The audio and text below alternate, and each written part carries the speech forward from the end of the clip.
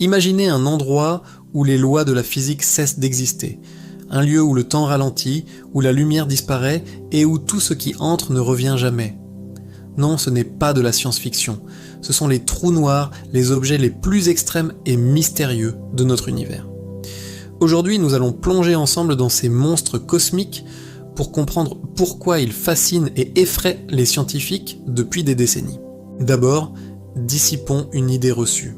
Un trou noir n'est pas un trou ou un espace vide, c'est tout le contraire. C'est une concentration extrême de matière dans un espace minuscule. Pensez à une étoile bien plus massive que notre Soleil, qui en fin de vie s'effondre sur elle-même sous sa propre gravité.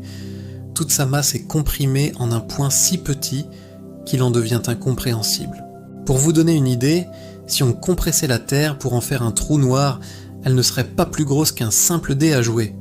Cette densité inimaginable crée une force gravitationnelle absolument monstrueuse, une gravité si intense que rien ne peut lui échapper, pas même la lumière, qui est pourtant la chose la plus rapide de l'univers.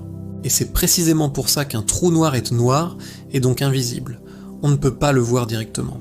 La seule façon de le détecter, c'est en observant les effets dévastateurs qu'il a sur son environnement, en regardant ce qu'il est en train de dévorer.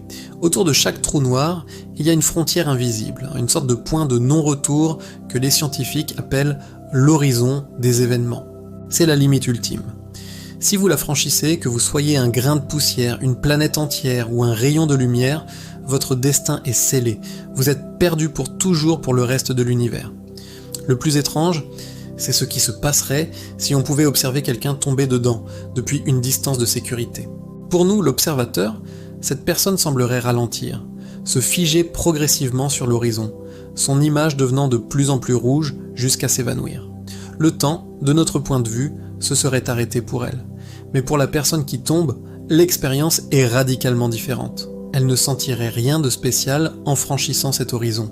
Pour elle, la chute continuerait, inexorable, vers un centre que personne ne pourra jamais observer, un voyage sans retour vers l'inconnu. Avant d'être complètement avalée, la matière qui s'approche d'un trou noir ne tombe pas directement dedans.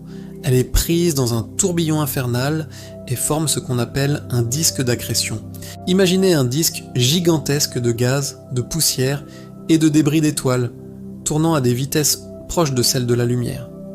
Les frictions à l'intérieur de ce disque sont si intenses qu'il est chauffé à des millions de degrés, brillant parfois plus intensément qu'une galaxie entière composée de milliards d'étoiles. C'est l'un des spectacles les plus lumineux de l'univers, paradoxalement généré par l'objet le plus sombre qui soit. Et parfois, comme si ce n'était pas assez spectaculaire, avant d'engloutir son repas, le trou noir projette d'immenses jets de particules. Ces jets sont propulsés à des vitesses relativistes, s'étendant sur des milliers d'années-lumière dans l'espace. Ce sont de véritables flammes cosmiques, crachées par un monstre qui, lui-même, ne laisse même pas s'échapper un seul photon. Maintenant, la question que tout le monde se pose, que nous arriverait-il si, par malheur, nous tombions dans un trou noir? L'expérience serait désagréable, pour le moins qu'on puisse dire. À mesure que vous vous approchez du centre, la force de gravité n'est pas uniforme. Elle est tellement plus forte à vos pieds qu'à votre tête que votre corps commencerait à s'étirer. D'abord doucement, puis de plus en plus violemment. Les scientifiques ont un nom poétique pour ce processus, la spaghettification.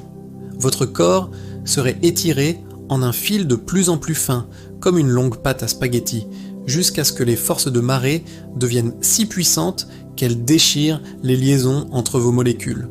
C'est sans doute la mort la plus étrange et la plus inévitable de tout l'univers, une désintégration au niveau le plus fondamental de la matière. Et au bout de cette chute, au cœur du trou noir, se cache le secret ultime, la singularité. C'est un point théorique, infiniment petit, mais contenant une masse et une densité infinies. C'est là que notre compréhension actuelle de l'univers s'effondre complètement. Les lois de la physique que nous connaissons, la relativité générale d'Einstein qui décrit le très grand, et la mécanique quantique qui décrit le très petit, cessent tout simplement de fonctionner. Elles ne peuvent pas décrire ce qui se passe dans la singularité. Aucune équation, aucune théorie actuelle ne peut expliquer cette réalité. C'est littéralement un trou, non seulement dans l'espace-temps, mais aussi dans notre connaissance. Face à cet inconnu, l'imagination des physiciens s'enflamme. Certaines théories audacieuses suggèrent même que la singularité n'est peut-être pas une fin en soi. Elle pourrait être une sorte de pont, un passage vers un autre endroit de l'espace-temps. On parle de trous de verre connectés à des trous blancs qui, à l'inverse des trous noirs, recracheraient de la matière. D'autres spéculent que la singularité pourrait être le point de départ d'un tout nouvel univers avec ses propres lois physiques. Pour l'instant, rien ne prouve ces idées, mais rien ne les interdit non plus. Et si chaque trou noir dans notre univers était en fait la graine d'un autre univers? Cette simple pensée donne le vertige. Les trous noirs ne sont pas des objets rares et lointains, ils sont partout. Il y a un trou noir supermassif, des millions de fois plus lourd que le Soleil, au centre de notre propre galaxie, la Voie lactée est probablement au centre de toutes les grandes galaxies. Des milliers d'autres, plus petits, errent dans les ombres de l'espace, silencieux et invisibles. Ils avalent la lumière, ils déforment le temps, ils sont les architectes et les destructeurs de l'univers. Les étudier, c'est explorer les limites de la réalité, c'est toucher du doigt des concepts qui dépassent notre intuition. Chaque nouvelle observation, chaque nouvelle théorie nous rapproche un peu plus de la compréhension de ces géants cosmiques. Et nous ne sommes qu'au tout début de cette incroyable exploration. Si ce voyage aux frontières de la connaissance vous a plu, n'hésitez pas à laisser un pouce bleu pour soutenir la chaîne. Et pour ne manquer aucune de nos prochaines explorations cosmiques, abonnez-vous et activez la cloche. Merci d'avoir regardé et à très bientôt pour une nouvelle aventure sur Expérience.